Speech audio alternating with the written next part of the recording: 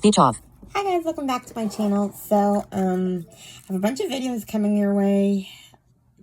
I let them all pile up. I've been sort of busy. But the first one I wanted to get done was my March TBR because we are in middle grade March. So, I'm sure that this TBR might change as I get more book recs throughout the month. I may dump some of these and get other ones. I mean, Krista still has to do her, still has to put up the new recommendations video where she does like a collaboration with a bunch of booktubers where they recommend a middle grade book. So there's always stuff from that, and people are still posting recommendation videos. I made a recommendation video, but I'm not sure. We'll see. I still have a lot of other ones too. But you'll get recommendations here, so in my TBR, so yeah. Let's get started. So the first section I have here is books in progress.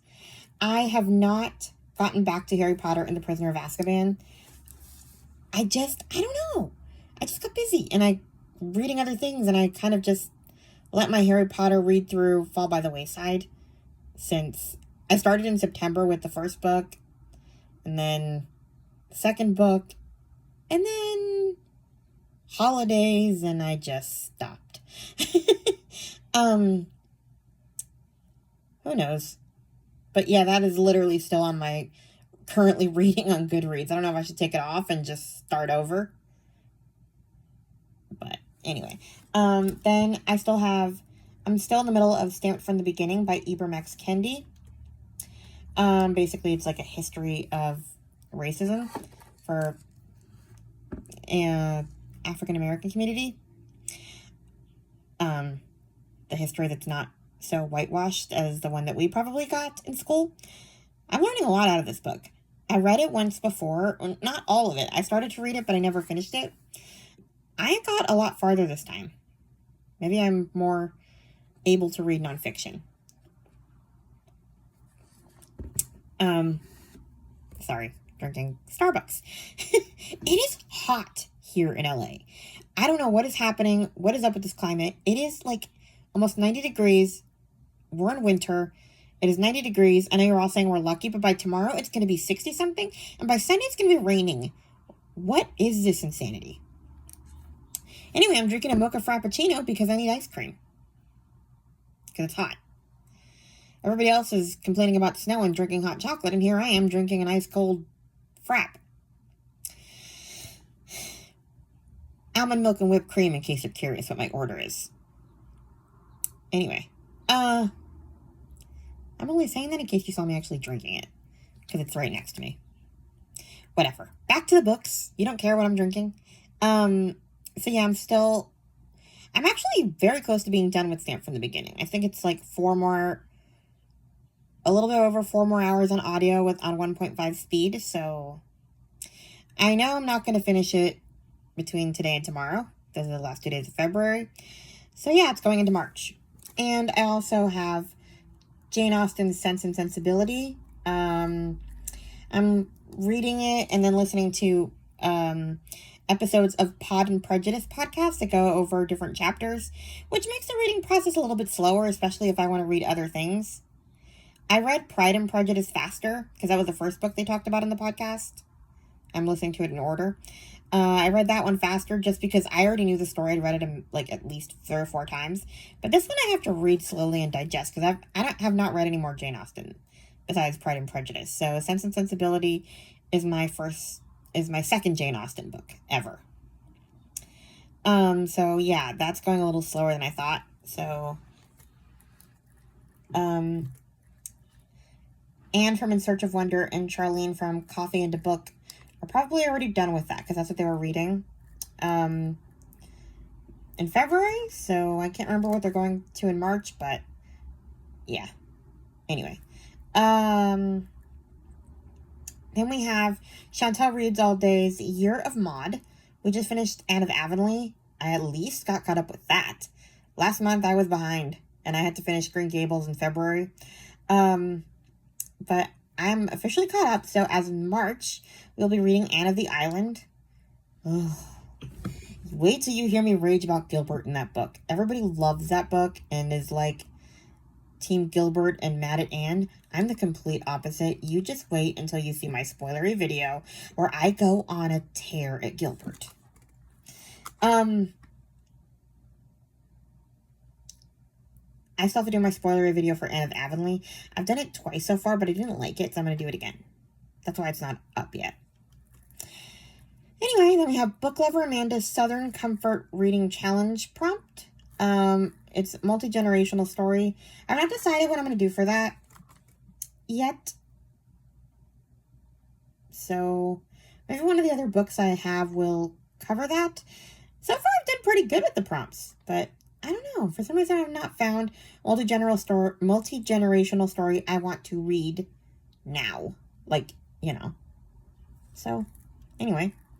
Now let's go on to the middle grade March list I have here. This readathon is hosted by Krista from Books and Jams, Amanda from On the Middle Shelf, and Katie from Life Between Words. So the book reads are Moon Garden, which I'm not reading. I just found out from Book Lady Linda that it is on Audible. I was spelling it wrong. But I'm looking at the description and I'm not into science fiction. Sorry. I just don't care. And I've got so many other things to read that, no thanks. Anyway, I am going to read their other group read, The Secret Garden, by Frances Hodgson Burnett.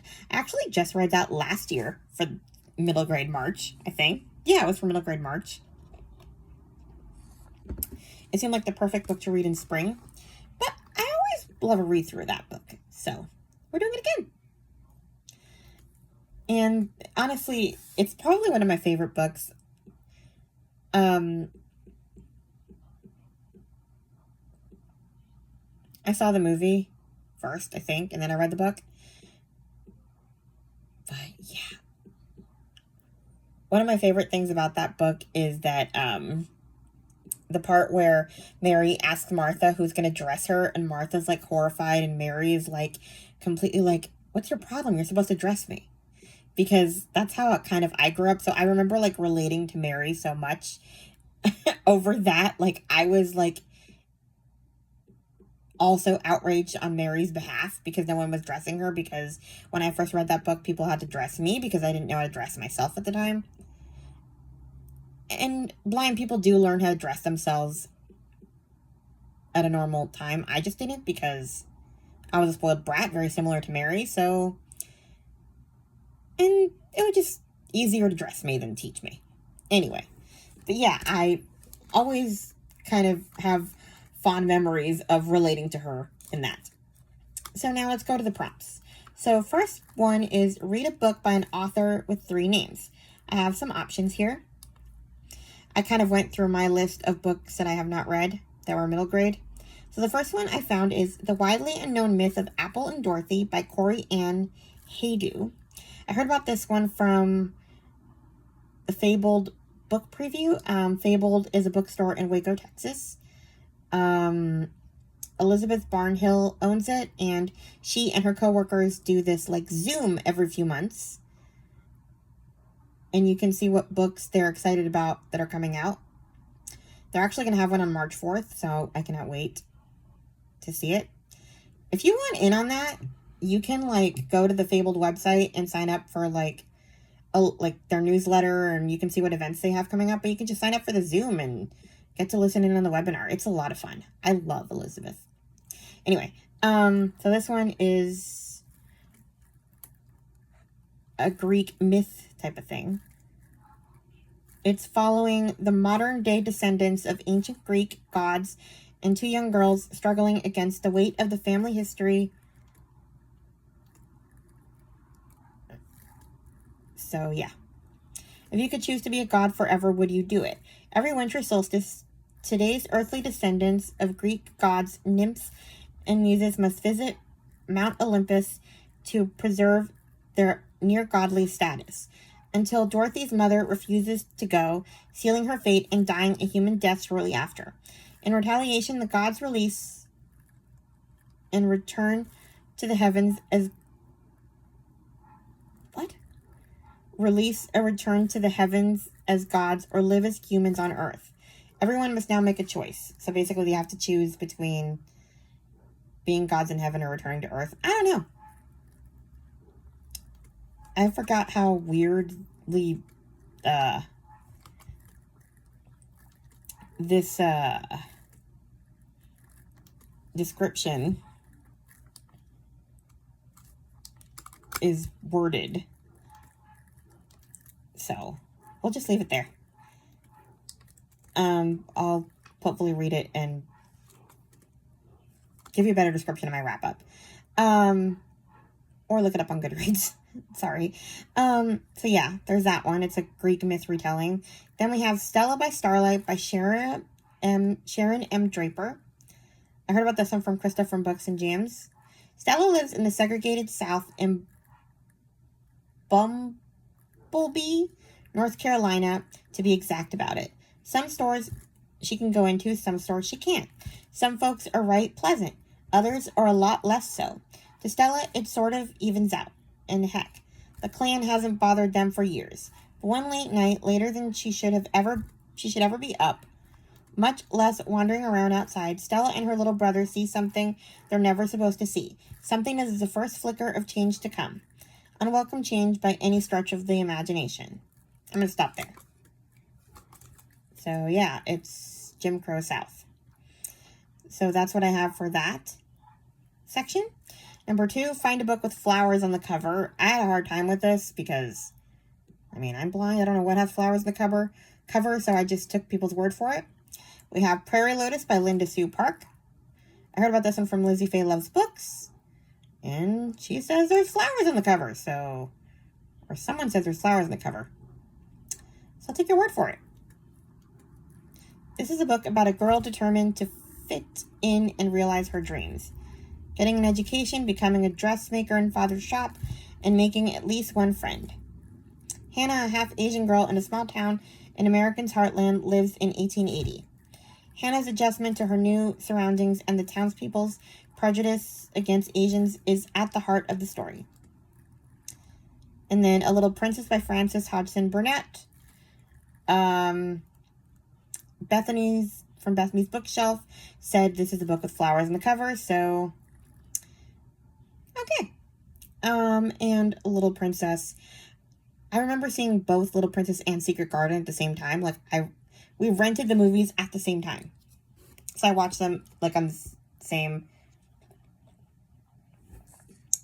day. So as VHSs. So they just always kind of went together. And forever since, when I used to order the book from the library, there would be both of them. So go with tradition. Number 3, a book with travel. I have Olivetti by Allie Millington. I heard about this one from Katie from the Currently Reading podcast. Being a typewriter is not as easy as it looks. Surrounded by books, notorious attention hogs, and recently replaced by a computer, Olivetti has been forgotten by the Brindle family, the family he's lived with for years. The Brindles are busy humans, apart from 12-year-old Ernest, who would rather be left alone with his collection of Oxford English dictionaries. The least they could do was remember Olivetti once in a while, since he remembers every word they've typed on him. It's a thankless job, keeping memories alive. Olivetti gets a rare glimpse of action from Ernest's mom, Beatrice, his used-to-be most frequent visitor, only for her to drop him off at Heartland Pawn Shop and leave him helplessly behind. When Olivetti learns Beatrice has mysteriously gone missing afterwards, he believes he can help find her. He breaks the only rule of the typewriter code and types back to Ernest, divulging Beatrice's memories stored inside him. Their search takes them across San Francisco, chasing clues, maybe committing a few misdemeanors. As Olivetti spills out the past, Ernest is forced to face what he and his family have been running from. Everything that happened. Only by working together will they find Beatrice belonging in the parts of themselves they've lost. Sounds like there's travel. Then we have read a book that's part of a series. I have a few. I want to finish the One and Only series by Catherine Applegate. They're short books, so we have The One and Only Bob, The One and Only Ruby, and The One and Only Family. Then we have The Swifts, A Dictionary of Scoundrels by Beth Lincoln. I talked about this before. I heard about this one from Currently Reading podcast. Kelly from Kelly Reads a Lot also talked about it, but I don't think she liked it very much. I own it, so I'm going to try to listen to it.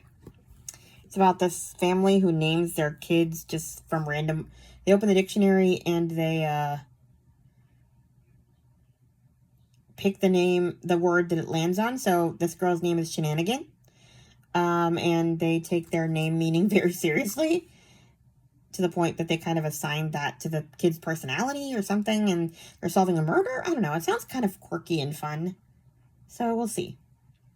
There's a sequel. I have not, or did I buy it? I can't remember. I think it's still on my wait list on Libro FM because Kelly said it wasn't that great. So let's see how I feel about this book. But it's a series, so yeah. Then we have Once a Queen by Sarah Arthur. I heard about this one first from Katie from Paperbacks and Ponytails, and then Lindsay from Books for Christian Girls read it and didn't like it and said that the child was very disobedient and stuff. Honestly, that is more of a thing that would encourage me to read it rather than deter me, because I am a rebel. I started reading it this month because I thought it was a good fairy tale retelling, but I think it's a whole original book that we don't know anything about, so I stopped because it didn't feel like it counted for fairy tale retellings. But I'll read it in March because it's part of a series and I already have the sequel. I bought the sequel already because I'm crazy. Last prompt is read a book from the 1900s. And I decided, I might change my mind, who knows. I own all the Ramona books. I bought the entire collection on a daily deal one day a couple of years ago, and I have not listened to them yet. I've never listened to them all at once like that, and it's kind of a great deal. I mean, $2 for all the books in one audio set, unabridged. So maybe I'll visit those. Last year I read all the Fudge books by Judy Blume and did a whole review, so maybe I'll do that. Chloe from Always Booked says that she's worried about reading them because they might not hold up, because Ramona might be more of a brat and she might not like her as an older adult. So I'm curious to see how I'll feel. I love Ramona, generally speaking, from what I remember. Anyway, then we have a few other middle grade books that didn't really fall under any category. So we have When Hitler Stole Pink Rabbit by Judith Kerr. Heard about this one from Chantel Reads All Day. Suppose your country began to change. Suppose that without your noticing, it became dangerous for some people to live in Germany any longer. Suppose you found that to your complete surprise that your own father was one of those people. That is what happened to Anna in 1933. She was 9 years old when it began, too busy with her schoolwork and tobogganing to take much notice of political posters. But out of them glared the face of Adolf Hitler, the man who would soon change the whole of Europe, starting with her own small life. Anna suddenly found things moving too fast for her to understand. One day her father was unaccountably missing. Then she herself and her brother Max were being rushed by their mother in alarming secrecy away from everything they knew, home and schoolmates and well-loved toys, right out of Germany. I'm assuming including the pink rabbit Hitler stole. Or, anyway. Then we have Sparkle by Lakita Wilson. I heard about this one from Courtney from All Things Booked, and I've not read it yet. After 12-year-old aspiring superstar Sparkle Moore is diagnosed with alopecia, she must navigate family, friends, and her own self-esteem with the added challenge of losing her hair.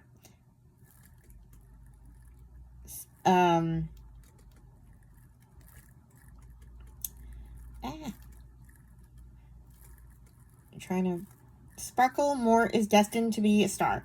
Her mother is determined to turn her and her younger sister Nova into social media influencers and budding superstars. And after her dad has lost work as a sitcom actor, Sparkle wants to do whatever she can to help her family financially too.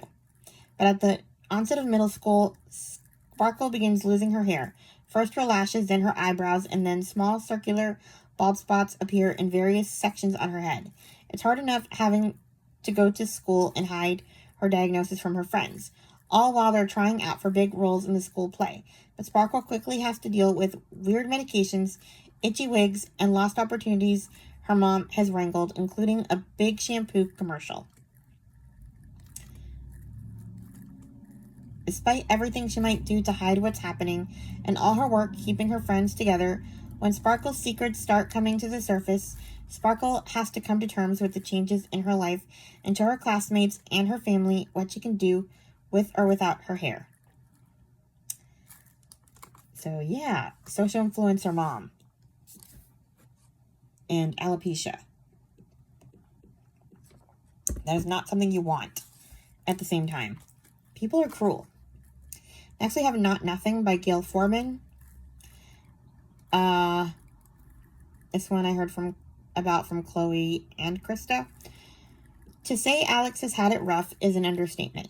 His father's gone, his mother is struggling with mental health issues, and he's now living with an aunt and uncle who are less than excited to have him. Almost everyone treats him as though he doesn't matter at all, like he's nothing. So when the kid at school actually tells him he's nothing, Alex snaps and gets violent. Fortunately, a social worker pulls some strings and gets him a job at a nursing home for the summer rather than being sent to juvie. There he meets Josie, the 107-year-old Holocaust survivor who stopped bothering to talk years ago, and Maya Jade, the granddaughter of one of the residents with an overblown sense of importance. Unlike Alex, Maya Jade believes that people care about what she thinks and that she can make a difference. And when Alex and Josie form an unlikely bond, with Josie confiding in him, Alex starts to believe he can make a good difference in the world. If he can truly feel he matters, Alex may be able to finally rise to the occasion of his own life.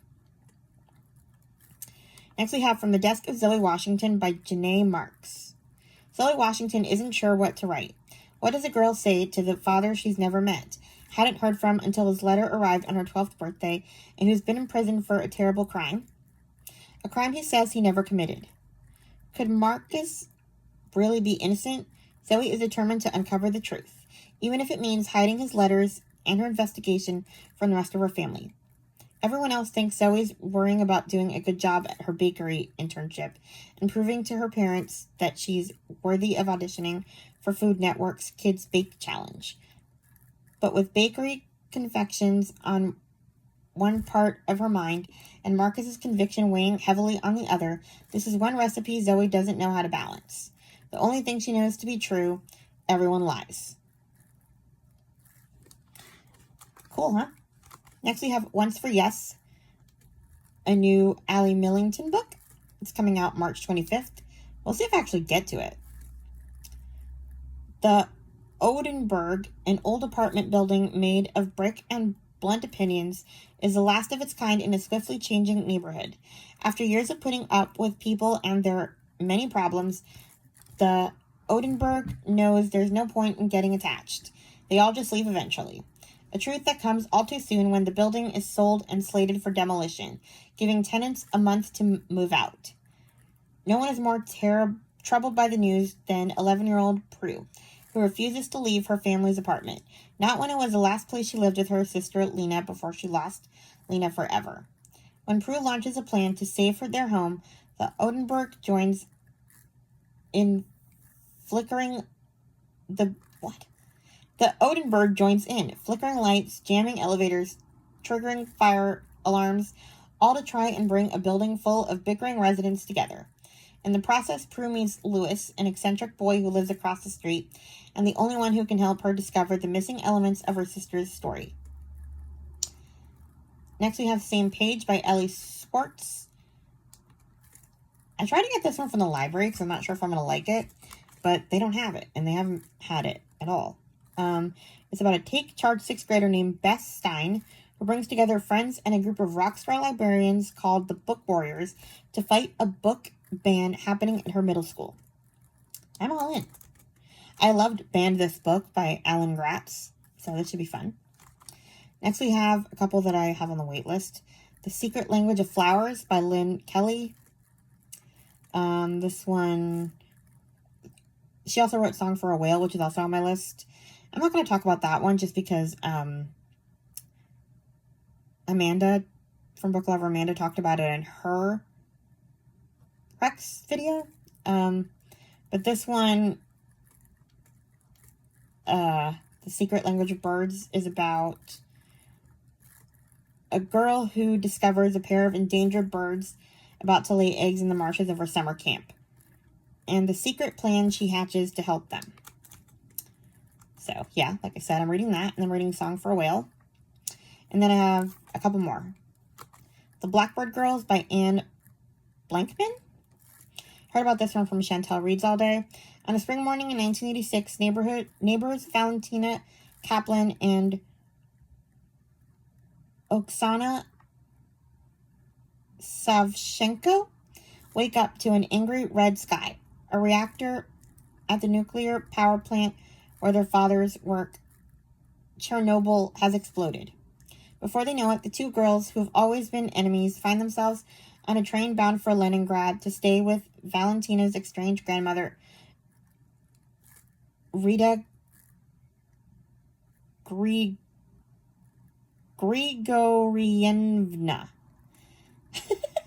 In 1941, Rivka must flee Kiev before the Germans arrive. Her journey is harrowing and fraught with danger because Germans and Russians alike will revile her for her Jewish blood. In both time periods, the girls must learn who to trust and how to have hope in the midst of horrible events.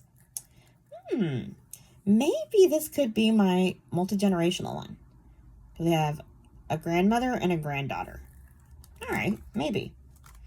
Then we have a maybe. The Mermaid's Tale, Chronicles of the Undersea Realm, Book 1 by L.E. Richmond. I heard about this one from Tales and Treats with Tay. A tale could tell a tale. Lachlan Adair has never fit in. The legs she inherited as a result of her great-great-grandmother's curse make it impossible for her to belong under the sea. When her niece is also born without a tail, Lachlan is determined to save her from similar rejection by sending her to the only place in the undersea realm where legs are acceptable. The Lost Island of Atlantis. We'll see. Then we have The Red Rose Box by Brenda Woods. I heard about this one from Chloe from Always Booked. On her 10th birthday, Leah receives a surprise gift from glamorous Aunt Olivia, Mama's only sister, who lives in Los Angeles. It is a red rose box. Not many people in 1958 Louisiana have seen such a beautiful traveling case, covered with red roses, filled with jewelry, silk bedclothes, expensive soaps, and train tickets to California. Soon after, Leah and her sister Ruth find themselves in Hollywood, far away from cotton fields and Jim Crow laws. To Leah, California feels like freedom. But when disaster strikes back home, Leah and Ruth have to stay with Aunt Olivia permanently. Will freedom ever feel like home? I wonder if that one has flowers, because it's called The Red Rose Box. I wonder if that has flowers in the cover. Anyway, last section, new releases I have to get to. This is why I'm not sure how many middle grade I'll read, because there's a lot of these. I'm not going to read the descriptions, I'm just going to tell you the author and the title, because I'm sure I've talked about them. So first we have One Good Thing by Georgia Hunter. I have to read this. This one's coming out March 4th. I mean, I read We Were the Lucky Ones. I have to read this book. Heard about it from Gloria first. Gloria Z. Thompson. And I've been hearing about it ever since. Then we have The Story She Left Behind by Patty Callahan Henry. This one's coming out March 18th. I have to read that too. I mean, it's great. It looks amazing.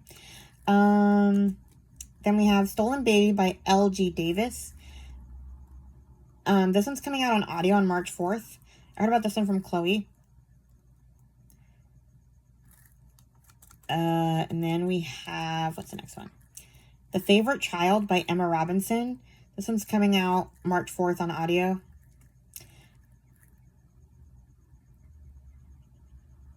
I have not read the description for this one yet. I'll read that one then.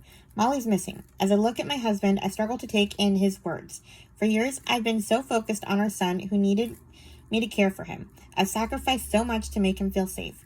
But have I put my own daughter's life in danger? So, yeah. Neglected kid. Potential bad decision. Then we have A Mother's Love by Sarah Bladell. This one's coming out March 11th. Detective Louise Rick uncovers dark secrets swirling around an inn in a seemingly idyllic tourist town. Okay. When innkeeper Dorothy